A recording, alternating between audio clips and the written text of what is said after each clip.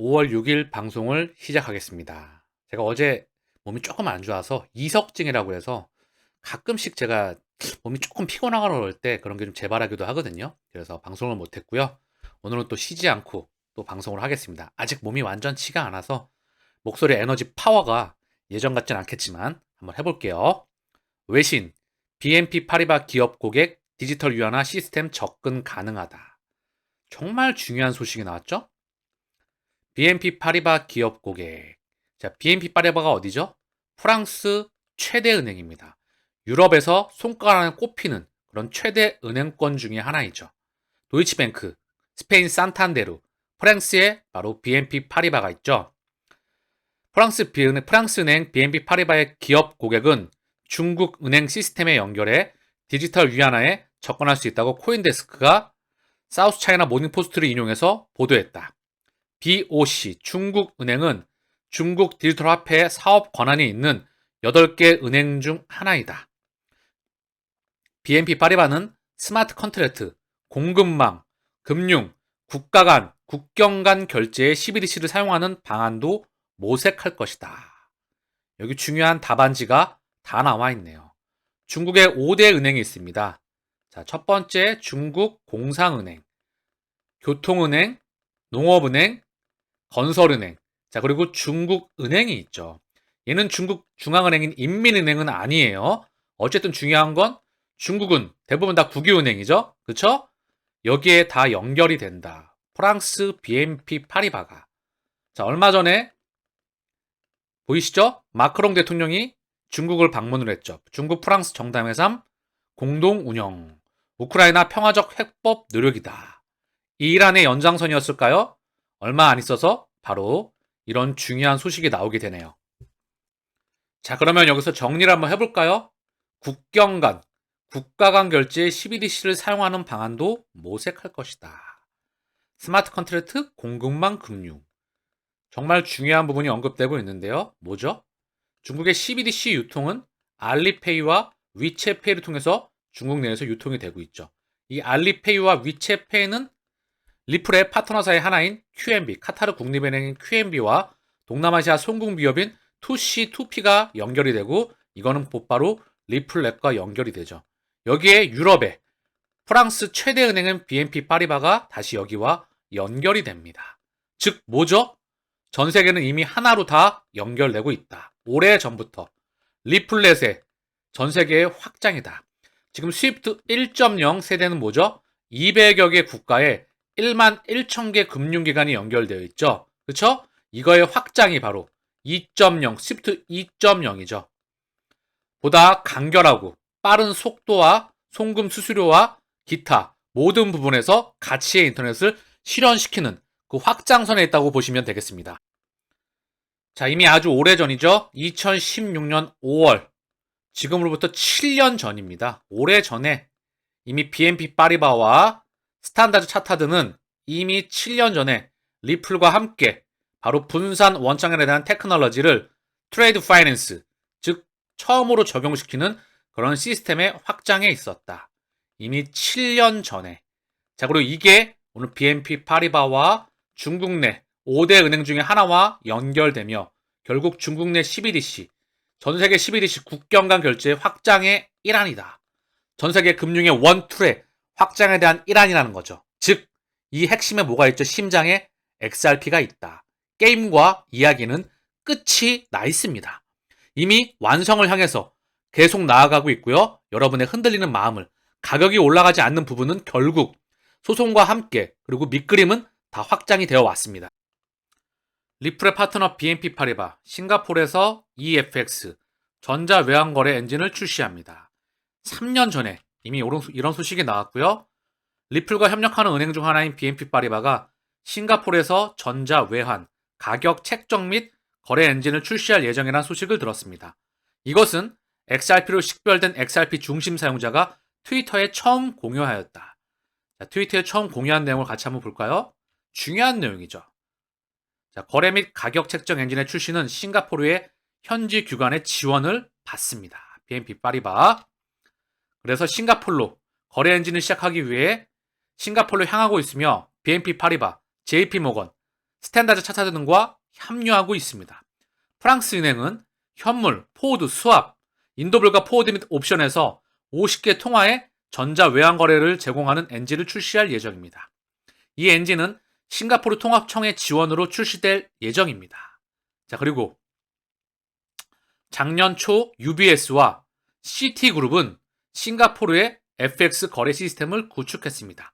그 뒤를 이어 스탠다드 차타드, JP 모건이었습니다. 그리고 BNP 파리바가. 자, 리플과 아주 깊은 연관이 있는 그 시스템이 계속 확장이 되고 있다. 감이 오시죠? 15개 벤더, 리플을 CBDC의 확고한 리더로 선정하였다. CBDC의 대장이죠. 국경 간 거액 결제용, 도매용 CBDC를 운반하는 것은 XRP 하나이다. CBDC의 세상이 도래하면 결국 XRP의 세상이 도래함을 의미한다. 방송을 시작과 함께 이런 말을 꾸준히 언급드려 왔습니다. 그리고 다시 한번 미디어를 통해 언급되고 있는 부분이고요. 리플은 수년에 걸쳐 상당한 CBDC 노력을 통해 새로운 업적을 달성했습니다. 리플의 CBDC 고문 안소니 웰페어는 중앙은행 디지털 통화 CBDC의 최고이자 확고한 리더로 선정되었다고 트위터에서 밝혔습니다. 리플 was rank number 1N CBDC 15개 벤더 중에서 확고한 리더로 자리 잡았다. 자, 그리고 리플은 스텔라, 마스터카드, R3 등을 포함한 다른 최고의 핀테크 회사와 함께 CBDC의 확고한 리더로 선정되었다. 함께 판을 깔아나가고 있죠. 따로 노는 게 아닙니다. 2030년까지 CBDC 연간 지불액이 2130억 달러로 급증한다. 이 숫자는 참고만 할 뿐이고요. CBDC 지불의 가치는 2030년까지 매년 무려 2130억 달러로 증가할 것으로 예상됩니다. 이는 현재 연간 성장이 1억 달러인 것에 비하면 엄청난 급증입니다. 곱하기 1억 달러에 곱하기 2130억 달러. 단순 수치하게 되면 2100가 넘죠. 이것 또한 참고로 할 뿐입니다. 자, BIS 국제결제은행과 인도중앙은행 G20 태스크 프린트를 실시한다. 주제는 CBDC이다. 자, 국제결제은행과 인도중앙은행이 올해 G20 태스크 프린트를 실시한다고 밝혔다. 주제는 CBDC, 신흥 통화에 대한 외환 및 유동성 솔루션, 자금 세탁 방지, 안티머니 론주리 기술이다.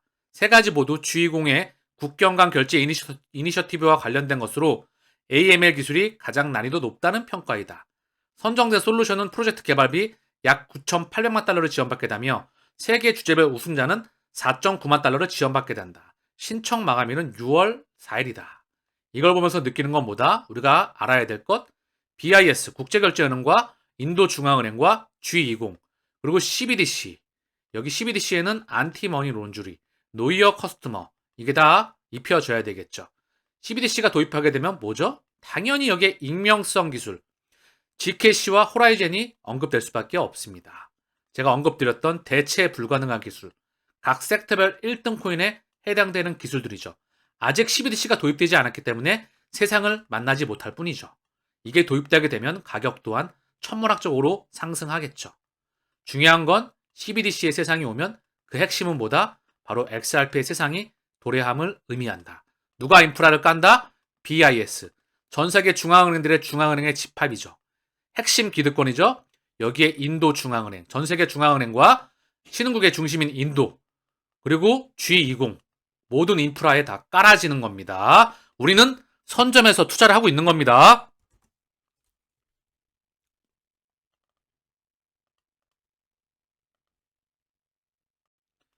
XRP 가격 예측, 최고 분석가가 놀라운 가격 예측을 공개합니다. 에그리 크립토, 제가 자주 보여주는 패턴 분석가이죠. XRP 목표 가격을 27달러로 예측합니다. XRP가 극복해야 할 7가지 중요한 피보나치 가격 수준 또는 각도를 식별합니다. 자, 그래서 에그리 크립토가 리플과 관련된 디지털 자산인 XRP 목표 가격을 27달러로 대담하게 예측했습니다. 기술적으로 언급하고 있는 부분이에요. 매물대와 각가지 패턴 그리고 거래량과 함께 기존의 과거 분석을 통해서 언급했던 부분이죠. 이 세 가지 패턴에서 쭉 되면서 이동평균선이 모여지게 되면서 각가지 중요한 가격대를 뚫는다. 그리고 전고체를 뚫게 되게 되면 위에 뚜껑이 없죠. 가격은 어디까지 갈 줄 모릅니다. 오늘 방송을 통해서도 충분히 그 빅데이터, 즉 인프라에 대한 부분을 다시 한번 확장하셨을 거라 저는 생각을 합니다. 자, 코인베이스의 최고 법률 책임자가 XRP 재상장 여부는 SEC 소송 결과와 무관하다. 자, 내용을 한번 볼게요. 코인베이스의 최고 법률 책임자 폴 그레왈이 리얼비전 크립토와의 인터뷰에서 리플과 SEC 간 소송에서 XRP가 증권이 아닌 비증권으로 분류되더라도 반드시 코인베이스에 재상장되는 것은 아니다. 코인베이스는 해당 소송 결과에 촉각을 곤두세우고 있으나 그 결과가 XRP 재상장을 담보하는 것은 아니다. 코인베이스 내부 상장 절차에 따라 평가를 진행하고 이후 적격 판정을 받으면 XRP를 재상장할 수는 있다고 설명했다. 이 말을 풀어볼까요? 소송에서 증권으로 나오건 증권이 아니게 나오건 간에 상관없이 그들의 의도에 따라 상장할 수가 있다. 결국 그들이 정한다. 소송에 대한 시기와 결과물도 그들이 만들어낸다. 상품과 증권에 대한 법안을 만들어 놓고 반드시 이걸 에너지의 파동을 이쪽으로 보내야 되겠죠. 중요한 건 뭐다? 소송은 지나가는 부분이다. 저는 소송은 사실 짜여진 각본이다. 시간을 조절하고 있을 뿐이다. 제 기준으로는 소송은 개가, 지나가는 개가 웃을 뿐이다라고 언급을 드렸었죠. 자, 그래서 정리를 하면 이미 10년 이상 인프라를 깔아왔죠. CBDC를 구동하기 위해서 NFT와 각종 토큰들과 코인들을 전 세계를 하나로 묶어 나가기 위해서 중간 단계를 다 없애버리고, 즉 돈을 보내게 되면 가치, 바로 동시에 가치가 이동하게 되는 가치의 인터넷을 실현하는 웹3의, 금융의 웹3의 기본 방향이죠. 고로 소송은 지나가는 개가 웃을 일입니다. 미국 190여 개 은행이 뱅크런 위험에 직면했다. 무려 190여 개 은행이 뱅크런 위험에 직면해 있다. 작년 2022년 3분기 미국 722개 은행 미실현 손실이 자본의 50%를 초과했다. 연준 이사회 내부 보고서. 이런 일이 발생한 건 뭐다? 은행 위기 아닌 미 국채가 만든 글로벌 금융위기이다. 레이 달리오. 자, 은행들은 미국 국채를 가장 첫 번째로 자산으로 많이 가지고 있죠. 자, 이 같은 문제가 발생한 것은 미국 국채의 가치 하락 때문이다. 미국 정부의 부채, 국채는 매입한 이들의 자산이다. 미국 국채의 가격이 하락하면서 대규모로 미 국채를 매입한 모든 곳에서 문제가 발생하고 있다. 자, 지금 미국 금융권의 위기는 뭐죠? 핵심으로 정리해 보겠습니다. 미칠 듯한 금리 인상이에요. 5.25%를 넘어서 이제 5.5%. 자, 그 다음 여기서 중단이 될 것 같죠? 그럼 정리하겠습니다.